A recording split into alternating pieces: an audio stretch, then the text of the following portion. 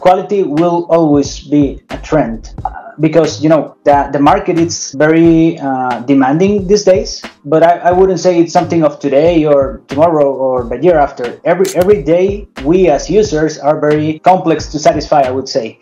There's always another application or another system that is going to do exactly what we're trying to cover with our application. And so that competition is going to make that the bar, it's always set higher, right?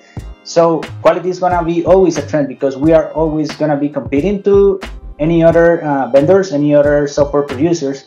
And we need to make sure that for those everyday more demanding customers, we can provide what they need.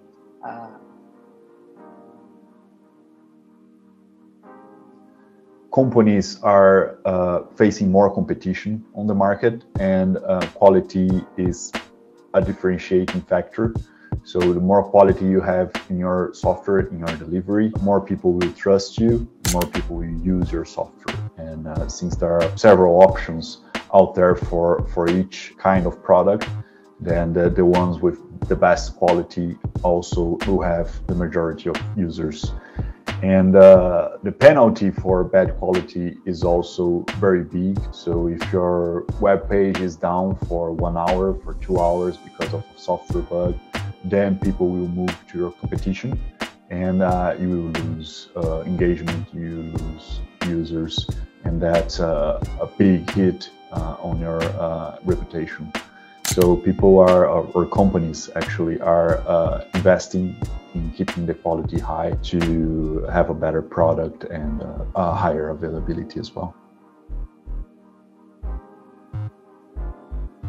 As usual, it's not done overnight. Implementing software quality assurance standards start by the very basic. You really need to make sure that you understand what your application is supposed to do, because based on that, you can apply specific, repeatable techniques to define what's going to be your testing coverage. That's the first step, because when you try to define your test coverage just from a conceptual level, you are defining your test scenarios. You need to make sure that you cover the most, but ideally with the least effort that you can.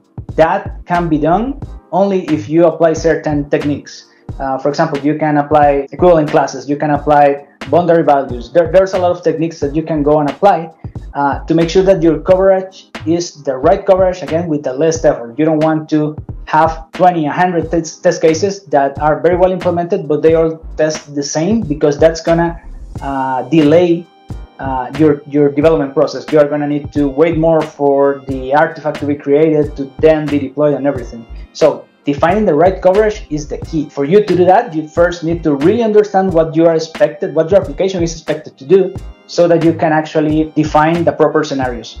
Those scenarios need to be very well defined in terms of what they do and what the outcomes are, so that they can be actually deterministic, meaning you know that if you do this, you will always get this output.